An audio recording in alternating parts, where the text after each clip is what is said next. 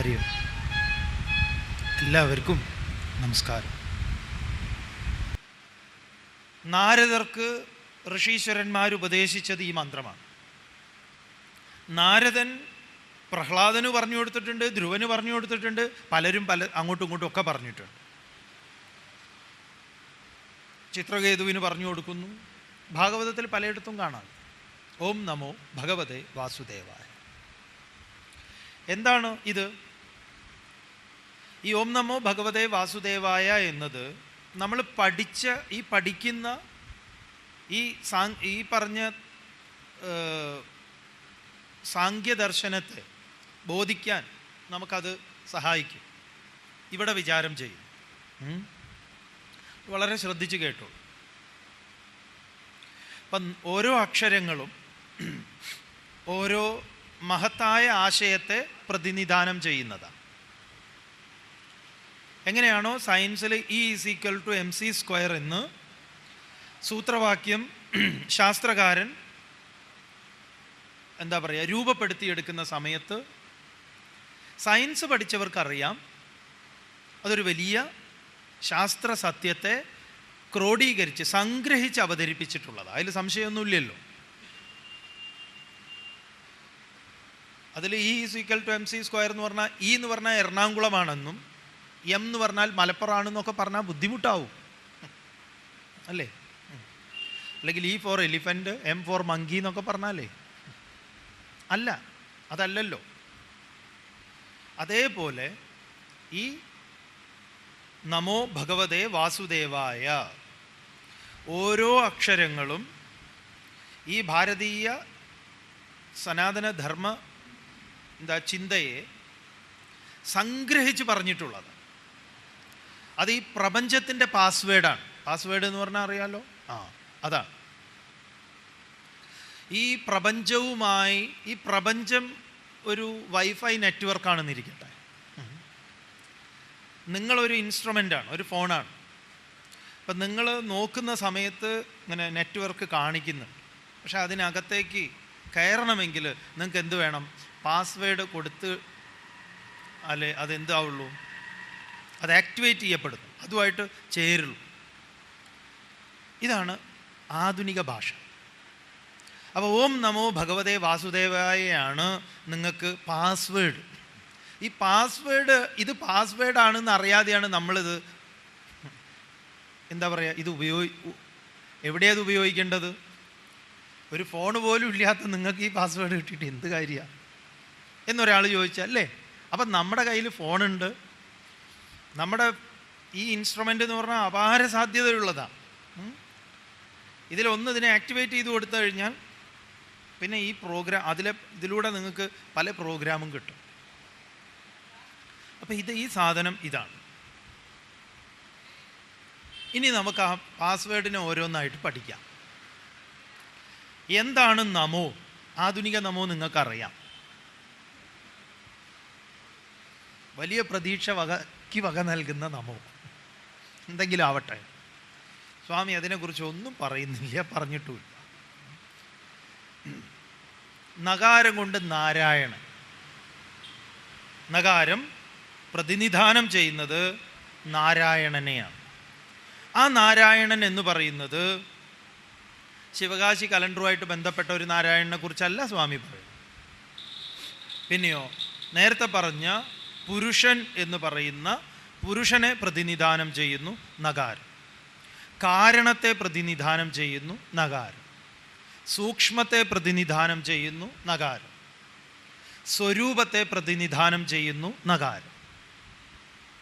മനസ്സിലാവുന്നുണ്ട്?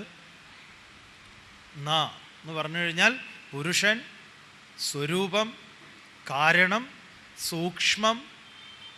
ഇനിയുണ്ട് കുറേ ശബ്ദങ്ങൾ. കൺഫ്യൂഷനൊന്നും ഉണ്ടാക്കുന്നില്ല അധികം പറഞ്ഞിട്ട്. ഇതിൻ്റെ പ്രതിനിധിയാണ് നകാരം. മകാരമോ? മകാരം എന്ന് പറഞ്ഞാൽ മേയം എന്നാണ്. മേയത്തെ പ്രതിനിധി. മേയം എന്ന് പറഞ്ഞാൽ അളക്കുന്നത്, മെഷർ ചെയ്യാം. നമ്മൾ പ്രകൃതിയെ അളക്കുന്നു. എങ്ങനെയാണ് നമ്മൾ അളക്കുന്നത്? കാണുന്നു. കണ്ണ് അളന്നെടുക്കുകയാണ്, കാണും. അളന്നെടുക്കാനുള്ള ഒരു ഉപകരണമാണ് നമ്മുടെ കണ്ണ്. നാം കാണുന്ന ഒരു ദൃശ്യപ്രപഞ്ചം. പിന്നെ നമ്മൾ കേൾക്കുന്നു, ശബ്ദപ്രപഞ്ചം. ഇങ്ങനെ കാണുകയും കേൾക്കുകയും രുചിക്കുകയും സ്പർശിക്കുകയും ഘ്രാണിക്കുകയും, ഗന്ധം. ഇങ്ങനെ ശബ്ദം, സ്പർശം, രസം, രൂപം, ഗന്ധം, 5 സെൻസസ് എന്ന് പറയുമല്ലോ, ഇന്ദ്രിയങ്ങൾ. കണ്ണ്, മൂക്ക്, നാക്ക്, ത്വക്ക്, ചെവി. ഈ 5 വിഷയങ്ങളാണ്. ഇതിനെയാണ് വിഷയങ്ങൾ എന്ന് പറയുന്നത്. സബ്ജക്റ്റ് 5: ശബ്ദ, സ്പർശ, രസരൂപ, ഗന്ധാദികൾ. അപ്പം ഇങ്ങനെ നമ്മൾ കാണുകയും കേൾക്കുകയും രുചിക്കുകയും സ്പർശിക്കുകയും ഘ്രാണിക്കുകയും ചെയ്യുന്നതിനെയാണ് മേയം, അളക്കുന്നു. അപ്പം നകാരം എന്താണ്? അപ്രമേയം, അളക്കാൻ പറ്റാത്തത്. അപ്പം ഇത് രണ്ടാണോ സാധനം? അല്ല. ഇതാണ് നമുക്ക് ബോധിക്കേണ്ടത്. ഇത് 2 സാധനങ്ങളല്ല. പറയാൻ വേണ്ടി പറയും രണ്ടായിട്ട്. ഏതുപോലെ എന്നാൽ സ്വർണം തന്നെയാണ് വളയായി, മാലയായി, കമ്മലായി, മോതിരമായി, അരഞ്ഞാണമായി, പാദസരമായി ഒക്കെ നിൽക്കുന്നത്. അപ്പോൾ ഈ വളയും മാലയും മോതിരവും അരഞ്ഞാണവും പാദസരവും എന്നൊക്കെ പറഞ്ഞു കഴിഞ്ഞാൽ നമുക്ക് അളക്കാൻ പറ്റും. കാരണം കണ്ണിനത് വിഷയമാണ്. എന്തുകൊണ്ട്? അതിനൊരു രൂപമുണ്ട്. അത് മേയമാണ്, അപ്രമേയമല്ല. എന്നാൽ സ്വർണം തന്നെയാണ് ഈ വളയും മാലയും കമ്മലും മോതിരവും ഒക്കെ. അപ്പോൾ സ്വർണത്തിൻ്റെ സ്ഥാനത്താണ് നകാരം. വള, മാല, കമ്മല്, മോതിരം, അരഞ്ഞാണം, പാദസരം എന്ന് പറയുന്നതാണ് മകാരം. സാധനം രണ്ടും രണ്ടല്ല. ഇതിലും ലളിതമായി, ഇതിലും നന്നായി എങ്ങനെ പറയുന്നു നമുക്കറിയില്ല. ഇതും കഴിഞ്ഞ് നമ്മൾ പോകുമ്പം സ്വാമി ഭയങ്കര ബുദ്ധിമുട്ടാന്ന് പറയുമ്പം നമുക്കറിയില്ല ഇനി എങ്ങനെ പറഞ്ഞു തരണമെന്ന്. പിന്നെ നിങ്ങൾക്ക് ഒരു ബുദ്ധിമുട്ടും ഇല്ലാത്തത് എന്താണെന്നറിയോ? അങ്ങനെ ആ ഭഗവാൻ തേറ്റ രൂപത്തിൽ നമ്മൾ ആലോചിക്കും, നിങ്ങൾക്ക് അതിലൊരു ബുദ്ധിമുട്ടും, നമുക്ക് ഭയങ്കര ബുദ്ധിമുട്ടുണ്ടാക്കിയിട്ടുള്ളൊരു സാധനമാണ് ഈ തേറ്റയിൽ. ഇയാൾ ഇതെങ്ങനെയാണ് ഇതിനെ പൊക്കിയെടുത്ത് വെച്ചത്? കാരണം കഷ്ടകാലത്തിൽ 5ാം ക്ലാസ്സിലെങ്കിലും നമ്മൾ സയൻസ് പഠിച്ചിട്ടുണ്ടെങ്കിൽ പഠിച്ചതുമായിട്ട് ഒരു പൊരുത്തപ്പെടാത്തതാണല്ലോ ഇതെല്ലാം. അപ്പോൾ താൻ പഠിച്ച സയൻസ് ഇന്ന് ലോകം മുഴുവൻ വികസിച്ചിരിക്കുന്ന, അതിൻ്റെ അനുഗ്രഹം നന്നായി അനുഭവിച്ചു കൊണ്ടിരിക്കുന്ന നമ്മൾ അതിനെ പാടെ തള്ളിപ്പറഞ്ഞുകൊണ്ട് ഈ ഒരു കുറേ മൂഢവിശ്വാസങ്ങൾ തലയ്ക്കകത്തേക്ക് അടിച്ചു കയറ്റുന്നതിൽ ഒരു ബുദ്ധിമുട്ടുമില്ലേ നിങ്ങൾക്ക്? അതോ യുക്തിഭദ്രമായി ഇങ്ങനെ അടുക്കും ചിട്ടയായിട്ട് പറയുമ്പോഴാണോ ബുദ്ധിമുട്ടുണ്ടാവുന്നത്? അതുകൊണ്ട് ആലോചിക്കേണ്ട വിഷയമാണ് ഇത്. ശ്രദ്ധിക്കൂ. നകാരം, പുരുഷൻ, അതുപോലെ അപ്രമേയം, സൂക്ഷ്മം എന്നൊക്കെ പറഞ്ഞെടുത്ത് അതിന് സ്വർണത്തിൻ്റെ സ്ഥാനം, മറ്റതോ ആഭരണങ്ങൾ. അതുപോലെയാണ് ജലത്തിൻ്റെ സ്ഥാനത്ത് നകാരം നിൽക്കും. മകാരത്തിൻ്റെ സ്ഥാനത്തോ സമുദ്രം, തിര, നുര, പത, കുമിള, ഐസ്, ഇങ്ങനെ പലതും. അതിനെ വീണ്ടും നമ്മൾ സൂക്ഷ്മമാക്കിയാൽ ഹൈഡ്രജനായും ഓക്സിജനായും ഒക്കെ പോവും നകാരത്തിലേക്ക് വരുമ്പം. എന്തായാലും അത് നകാരത്തിലാണ് നിൽക്കുക. നകാരത്തിൻ്റെ ഏറ്റവും അവസാനത്തിൽ സയൻസ് നിൽക്കുന്നത് ഹിഗ് ബോസോൺസ് ആണ്. അത് electron, proton, neutron, quark, strings, subatomic particles എല്ലാം കഴിഞ്ഞു. കോർക്ക് തിയറിയും സ്ട്രിങ് തിയറിയും എന്നൊക്കെ നമ്മൾ വളരെ മുന്നിലാണ് അല്ലേ? ജനീവയിൽ ലോകം നടത്തിയിട്ടുള്ള വലിയ ഗവേഷണം, നോബൽ സമ്മാനം കിട്ടിയിട്ടുള്ളത് ഗോഡ് പാർട്ടിക്കിൾ എന്നവർ പറഞ്ഞു, ദൈവഗണമെന്ന്. അപ്പോൾ ചിലർ പറഞ്ഞു അങ്ങനെ പറയരുതെന്ന്. അറിയാം എന്ന് കരുതുന്നു. അപ്പോൾ ഇതിൻ്റെ പ്രപഞ്ചത്തിൻ്റെ പരമകാരണം നിങ്ങൾക്ക് പല പേരുകൾ കൊടുക്കാം. സയൻസിനനുസരിച്ച് ഇത് പഠിക്കുക ഏറ്റവും നല്ലത്. ഭാരതീയ ധർമ്മശാസ്ത്രം ഒരിക്കലും, ഭാരതീയ വേദാന്ത ചിന്ത സയൻസുമായിട്ട് ഒരിക്കലും കൊമ്പ് കോർത്തിട്ടില്ല. വളരെ നന്നായിട്ടേ പോയിട്ടുള്ളൂ. എന്നാൽ മതത്തിൻ്റെ ഒരു ചരിത്രം എടുക്കുന്ന സമയത്ത് നമുക്കറിയാം, ഗലീലിയോനെ പോലുള്ളവർ അനുഭവിച്ചിട്ടുള്ള ദാരുണമായ പലതും, പല ശാസ്ത്രകാരന്മാർ, അവർക്കൊക്കെ മതത്തിൽ നിന്ന് ശക്തമായ എതിർപ്പുകളും അതുപോലെ അവരൊക്കെ രക്തസാക്ഷിത്വം വരിച്ച പലരുമുണ്ട്. അങ്ങനെ ഒരു സംഘർഷം ഈ നാട്ടിലുണ്ടായിട്ടില്ല. ഏത് കണ്ടെത്തലുകളുമായിട്ട് നമുക്ക് പൊരുത്തപ്പെടാവുന്നതാണ്. അതുകൊണ്ട് ശ്രദ്ധിക്കുക. അപ്പം നകാരം എന്ന് പറയുമ്പോൾ നമുക്കത് ബോധ്യം വരണം. അപ്പം നകാരത്തെ നിങ്ങൾക്ക് വളരെ എളുപ്പത്തിൽ, ഇന്ന് നമുക്കതൊക്കെ വളരെ എളുപ്പത്തിൽ കണ്ടെത്താവുന്നു. എന്താ, വലിയ ബുദ്ധിയൊന്നും വേണ്ടെന്ന് ഇതിനൊന്നും. ഇവിടെ ആകെ ഉള്ളത്, ഇനി അതിനെ മുറിച്ച് കഴിഞ്ഞാൽ കിട്ടുന്നത് എന്താണ്? ഭാരതീയ ചിന്തയിൽ പറയും, പ്രപഞ്ചം എന്ന് പറഞ്ഞാൽ 5 എണ്ണമാണ്. പ്രകർഷേണ പഞ്ചീകൃതം ഇതം പ്രപഞ്ചം. ആകാശം വളരെ സയൻസാണ്, സയൻസിന് സമ്മതമായിട്ടുള്ള സൃഷ്ടിയാണത്. ആകാശം, വായു, അഗ്നി, ജലം, ഭൂമി, ഇതേ ഉള്ളൂ. സർവത്ര പഞ്ചഭൂതാനി ഷഷ്ടം കിഞ്ചിത് ന വിദ്യതേ പാതാളെ ഭൂതലേ വാപി ധീരതത്ര ന മുഹ്യതി എന്ന് വാസിഷ്ഠത്തിൽ വസിഷ്ഠൻ രാമന് പറഞ്ഞു കൊടുക്കുന്നു. മോനെ രാമ, ഇവിടെ ഈ 5 എണ്ണല്ലാതെ വേറെ ഒരു സാധനവും ഇല്ല. ആകാശം, സ്പേസ്, വായു, അഗ്നി, ജലം, ഭൂമി, ഇതാണ് നമ്മൾ ഈ കാണുന്ന പ്രപഞ്ചം.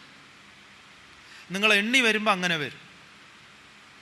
അങ്ങനെ എണ്ണി വന്നിട്ട് അതിനെ ഓരോന്നിനെയും ഓരോന്നിൽ വിലയിപ്പിക്കും. ആകാശം ഏതിൽ നിന്നുണ്ടായി? വായുവിൽ നിന്ന്. ആകാശം ഏതിൽ നിന്നുണ്ടായി? ബോധത്തിൽ നിന്ന്. ഏതസ്മാത് ആത്മന ആകാശ സംഭൂത, ആത്മാവിൽ നിന്ന് ആകാശം. ആകാശാത് വായു, ആകാശത്തിൽ നിന്ന് വായു. വായോരഗ്നി, വായുവിൽ നിന്ന് അഗ്നി. അഗ്നേരാപഹ, അഗ്നിയിൽ നിന്ന് ജലം. അദ്ഭ്യ പൃഥിവി, ജലത്തിൽ നിന്ന് ഭൂമി. ഭൂമേരോഷധയ, ഭൂമിയിൽ നിന്ന് വൃക്ഷലതാദികളും അതും ഇതൊക്കെ. ഓഷധീഭ്യോ അന്നം, അതിൽ നിന്ന് അന്നം. അന്നാത് പുരുഷ, അതിൽ നിന്നാണ് നമ്മളെല്ലാവരും. പുരുഷൻ എന്ന് പറഞ്ഞാൽ പുരത്തിൽ ശയിക്കുന്നതെല്ലാം. അപ്പോൾ സ്പേസ് ഇല്ലാതെ എയർ ഇല്ല. സ്പേസ് ഉള്ളിടത്ത് എയർ ഉണ്ടാവണമെന്നുമില്ല. പക്ഷേ എയർ ഇല്ലാതെ സ്പേസിന് നിലനിൽപ്പുണ്ട്. പക്ഷേ സ്പേസ് ഇല്ലാതെ എയറിന് നിലനിൽപ്പില്ല. നമ്മൾ പറയുമല്ലോ, വായുസഞ്ചാരം ഇല്ലാത്ത സ്ഥലമാണെന്നൊക്കെ. പണ്ടുള്ള ഒരു സ്കൂളിലും പോകാത്ത അമ്മൂമ്മമാർ പറയാറുണ്ട്, നല്ല ആഴമുള്ള കിണറിനെ കുറിച്ച്.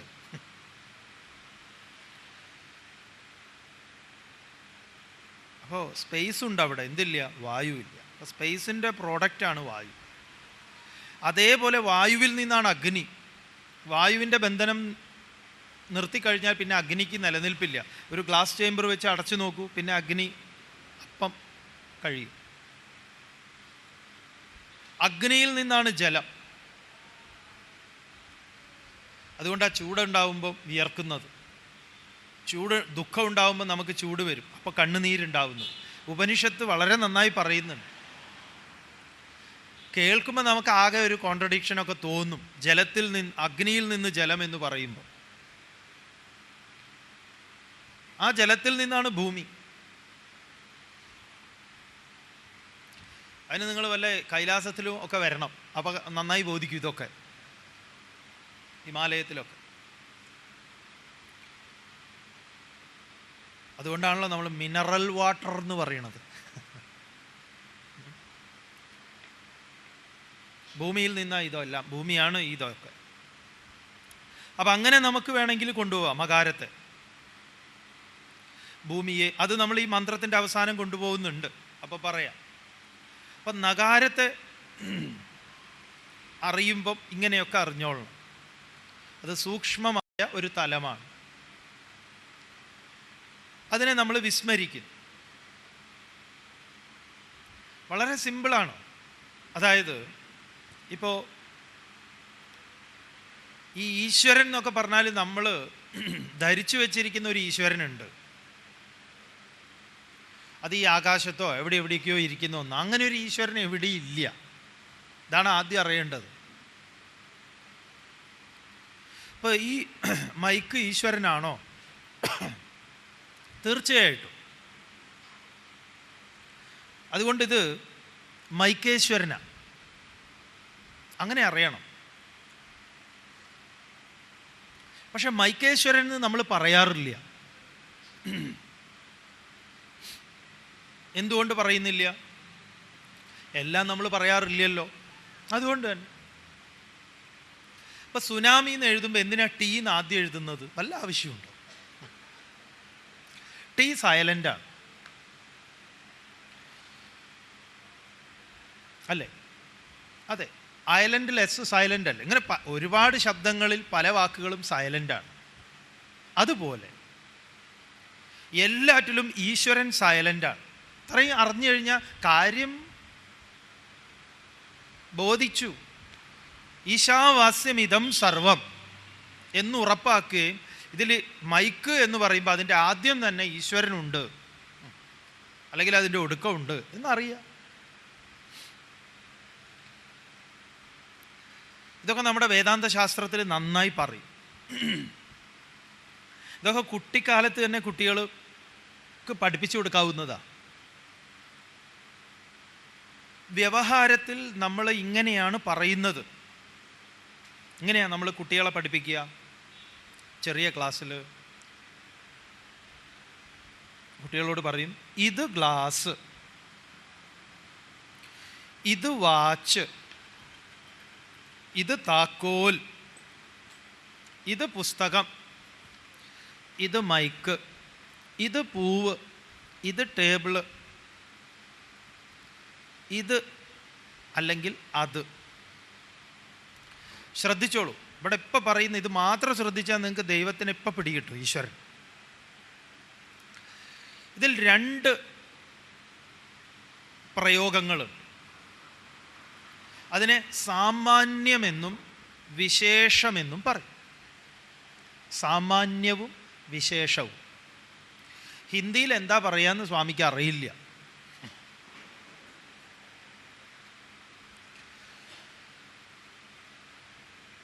സാമാന്യവും വിശേഷം. അപ്പം സാമാന്യം എന്ന് പറഞ്ഞാൽ ഇത് എന്നതാണ് സാമാന്യം. അത് മാറുന്നില്ല. ഇത് മൈക്ക് എന്ന് പറയുമ്പോൾ അതിൽ ഇത് ഉണ്ട്, മൈക്ക് എന്ന് പറയുന്നതുണ്ട്. ഇത് ഗ്ലാസ് എന്ന് പറയുമ്പോൾ ഇതവിടെ ഉണ്ട്, ഗ്ലാസ് എന്ന് പറയുന്നതാണ് മാറുന്നു, വിശേഷം മാറുന്നു. ഇത് വാച്ച്, അപ്പോൾ വാച്ച് ഇത്, ഇതിനെയാണ് എന്തു പറയുക? സാമാന്യം. ഇത് താക്കോൽ, ഇത് പൂവ്, ഇത് മേശ, അങ്ങനെയാണല്ലോ. ഇത് അല്ലെങ്കിൽ അത്, ദിസ് ഈസ്, ദാറ്റ് ഈസ് എന്ന് മലയാളത്തിൽ. കുട്ടിക്ക് ഇങ്ങനെ പഠിപ്പിച്ചു കൊടുക്കുമ്പോൾ നമ്മുടെ 3Gകൾ നിങ്ങളോട് ചോദിക്കുന്നു എന്നിരിക്കട്ടെ, അമ്മുമ്മ ഈ ഇത് എന്ന് പറഞ്ഞാൽ എന്താ? ചിലപ്പോൾ കുട്ടികൾ അങ്ങനെ ചോദിച്ചു കളയും. ഭയങ്കരന്മാരാണ്. അപ്പം പിടിച്ചോളണം, കെട്ടിപ്പിടിച്ച് അങ്ങോട്ട് ഉപദേശിക്കുക. ഇതാണ് കുട്ടാ ദൈവം, ഈശ്വരൻ. അതെയോ? അപ്പം അമ്മൂമ്മ ഈശ്വരന് നമ്മളിങ്ങനെ ഓരോരോ പേരിട്ടതാ അല്ലേ? അപ്പം അമ്മൂമ്മ ഈ അരി അരച്ച് അരിമാവാക്കിയിട്ട് അമ്മൂമ്മ തട്ടിൽ ഇങ്ങനെ ആവി കയറ്റിയെടുത്തപ്പം അമ്മൂമ്മ ഇഡ്ഡലി എന്ന് പറഞ്ഞു ഇല്ലേ? അത് തന്നെയല്ലേ അമ്മൂമ്മ കല്ല് പരത്തിയപ്പോൾ ദോശ എന്ന് പറഞ്ഞത്? അത് തന്നെയല്ലേ അമ്മൂമ്മ പൊടിച്ചിട്ട് കുറ്റീൻ്റെ ഉള്ളിൽ നാളികേരൊക്കെ ഇട്ട് കുത്തിങ്ങോട്ട് എടുത്തപ്പം പുട്ട് എന്ന് പറഞ്ഞത്? അത് ശരി. അപ്പം അമ്മൂമ്മ ഈ ഈശ്വരന് നമ്മൾ പല പല പല പല പേരിട്ടു അല്ലേ? അപ്പം അമ്മൂമ്മ ഈശ്വരൻ്റെ ആദ്യത്തെ പേരെന്താണ്? അമ്മൂമ്മ പറയല്ലേ? ഞാൻ പറയാം, ആകാശം അല്ലേ? അപ്പം രണ്ടാമത്തെ പേരെന്താണ് ഈശ്വരൻ്റെത്? വായു. 3, 4, 5 കഴിഞ്ഞു. കഥ കഴിഞ്ഞു. ആരുടെ? അമ്മുമ്മയുടെ. കുട്ടിക്ക് കഥ തുടങ്ങുകയാണ്. ഇതിപ്പോഴും നിങ്ങൾക്ക് ബോധ്യമായിട്ടില്ല എങ്കിൽ അത്രയും ലളിതമായ സാധനമാണിത്. ഈ ദുനിയാവിൽ എന്തെങ്കിലും ലളിതമായിട്ടുണ്ടെങ്കിൽ അതിതാണ്, ഈ സാധനമാണ്. ഇദം സർവമീശാവാസ്യം. അതിൽ അവനോട് നിങ്ങൾക്ക് പറയാം, എങ്ങനെയാണോ നമ്മൾ അക്ഷരങ്ങളിൽ പലതും സൈലൻ്റ് ആയിട്ടിരിക്കുന്നത്, ഈശ്വരൻ സൈലൻ്റ് ആയിട്ടിരിക്കും. നമ്മൾ ഋഷീശ്വരന്മാർ.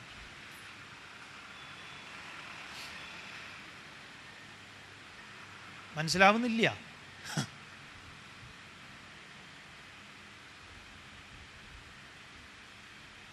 ഇദം സർവം ഈശാവാസ്യം. സയൻസിൽ നിങ്ങൾ നോക്കിക്കോളൂ. സയൻസ് പറയുമ്പോൾ അവർ വേറെ ഓരോന്ന് പറയും. ശാസ്ത്ര വിദ്യാർത്ഥി ഇതിനെ ഗ്ലാസ് ആയിട്ട് ഒരിക്കലും പറയില്ല. ഗ്ലാസ് എന്ന് പറയുന്നതൊക്കെ തുടക്കത്തിൽ വേണമെങ്കിൽ പറയാം. അത് കഴിഞ്ഞാൽ എന്താണ്? ആറ്റങ്ങളുടെ സംഘാതമാണ്. ആറ്റങ്ങളുടെ സംഘാതം എന്ന് പറയുമ്പോൾ തന്നെ ഗ്ലാസ് ഇല്ലല്ലോ. പിന്നെ ആറ്റങ്ങളെ അവൻ വിഘടിപ്പിക്കുമ്പോഴാണ് ഇലക്ട്രോണുകളും പ്രോട്ടോണുകളും ന്യൂട്രോണുകളും ഒക്കെ പറയുന്നത്. അപ്പോൾ ഇലക്ട്രോണുകളെ ന്യൂട്രോണുകളെയൊക്കെ പരിഗണിക്കുമ്പോൾ പിന്നെ ഗ്ലാസ് ഇല്ല, അവിടെ ഗ്ലാസിൻ്റെ രൂപമില്ല. ഈ സ്റ്റീൽ ഗ്ലാസ്സിനെ നിങ്ങൾ മറന്നിട്ട് ഇതൊരു കുപ്പി ഗ്ലാസ് ആണെന്ന് വിചാരിക്കും. അങ്ങനെ നിങ്ങളോട് ചോദിക്കുകയാണ്, ഈ കുപ്പി ഗ്ലാസ് എന്ന് പറയുന്ന ഈ സാധനം ലിക്വിഡാണോ സോളിഡാണോ എന്ന് ചോദിച്ചാൽ നമ്മുടെ ഉത്തരം എന്താണ്? സോളിഡ് എന്നാ. പക്ഷെ സയൻസിൽ തെറ്റാണല്ലോ. ഗ്ലാസ് സോളിഡ് അല്ല. സയൻസ് പഠിക്കുന്ന കുട്ടികളോട് ചോദിക്കൂ, അല്ലെങ്കിൽ ഗൂഗിൾ ഗുരുവിനോട് ചോദിക്കൂ. ഗ്ലാസ് ലിക്വിഡാണ്. പക്ഷെ സോളിഡായിട്ടാണല്ലോ ഇരിക്കുന്നത്. എൻ്റെ പൊന്നു ചേട്ടാ, ഭൂമി കറങ്ങുന്നുണ്ട്. കറക്കം അനുഭവപ്പെടുന്നുണ്ടോ? ഭൂമി ഉരുണ്ടതാണ്. നമ്മുടെ അനുഭവം എന്താ? ഇങ്ങനെ പലതും. സൂര്യൻ ഉദിക്കുന്നു, സൂര്യൻ അസ്തമിക്കുന്നു. പൊന്നാര മോനെ, സൂര്യൻ ഉദിക്കുന്നുമില്ല, അസ്തമിക്കുന്നുമില്ല. ഇവിടെയൊന്നും ഒരു കൺഫ്യൂഷനും ഇല്ല. ഇവിടെ മാത്രമേ ഉള്ളൂ കൺഫ്യൂഷൻ. ദൈവം എന്നൊക്കെ പറഞ്ഞാൽ പലർക്കും ഭയങ്കര കൺഫ്യൂഷനാണ്. പിന്നെ പലരും ധരിച്ചു വെച്ചിരിക്കുന്നത് എന്താണെന്നറിയോ? ഈ ദൈവം എന്നൊക്കെ പറഞ്ഞാൽ, ഈ സ്വാമിമാർ എന്നൊക്കെ പറഞ്ഞാൽ കുറച്ച് കാവ്യമൊക്കെ കൊടുത്തിട്ടുള്ള കുറച്ച് ആൾക്കാരുണ്ട്. അവർക്ക് മാത്രം സവിശേഷമായിട്ടുള്ള ജീവിതമൊക്കെ നയിക്കുന്ന, അവർക്ക് മാത്രം വെളിപ്പെട്ട് കിട്ടിയിട്ടുള്ള എന്തോ ഒരു ഉട്ടോപ്യൻ സിദ്ധാന്തമാണെന്നാ. നമുക്കൊന്നും ജമ്മത്ത് മനസ്സിലാവാത്ത ഒന്ന്. അങ്ങനെ നിങ്ങളെ പഠിപ്പിക്കുന്നവരൊക്കെ കള്ളന്മാരാ.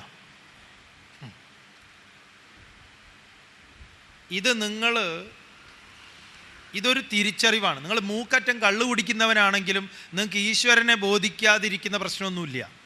ഇത് ബോധിക്കുന്ന സമയത്ത് ഇത് അടിച്ചു കയറ്റരുതെന്നേ ഉള്ളൂ. നിങ്ങളുടെ ജീവിതത്തിലെ നിങ്ങൾ ചെയ്യുന്ന പ്രവൃത്തികളോ,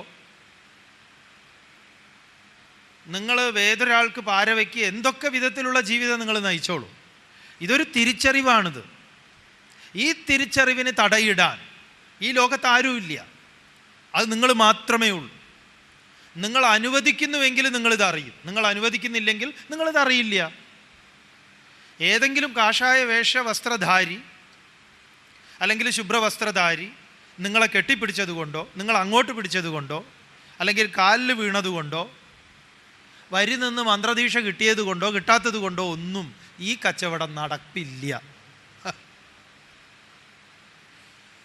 ഇത് സാധനമേ വേറെയാ. ഇത് നിങ്ങളുടെ വിശ്വാസ പ്രമാണത്തെ, നിങ്ങളുടെ വിശ്വാസത്തെയോ അവിശ്വാസത്തെയോ ആശ്രയിച്ച് നിൽക്കുന്നതല്ല. ഇതൊരു തലമണ്ടയുടെ ഒരു കാര്യം മാത്രമേ ഉള്ളൂ.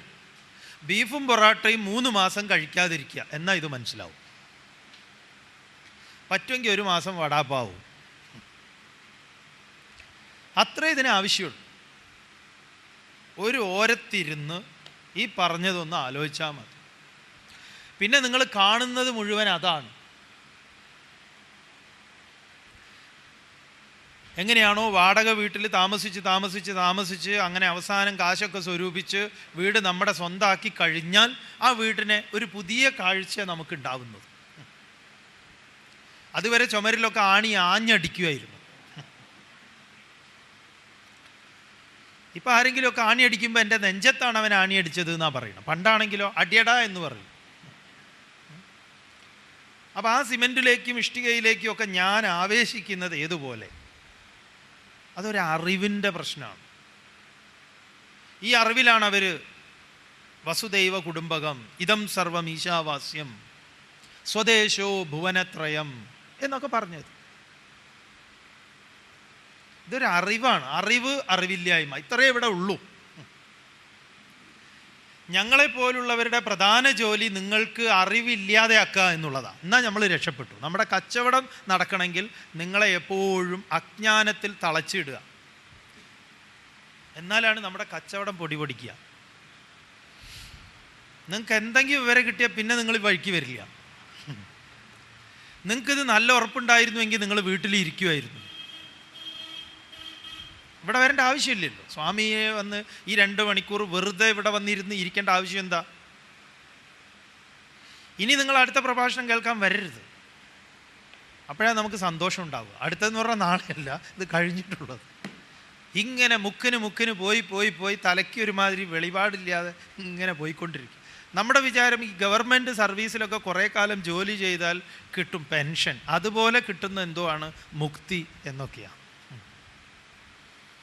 കുറേ സത്സംഗങ്ങൾ കേട്ട് ഈ ആശ്രമത്തിൽ പോയി, അത് കഴിഞ്ഞ് ആ ആശ്രമത്തിൽ പോയി, ഈ ഗഡുബടാനന്ദയുടെ പിറകിൽ കുറേ, പിന്നെ അവിടെ വേറെ കുറേ.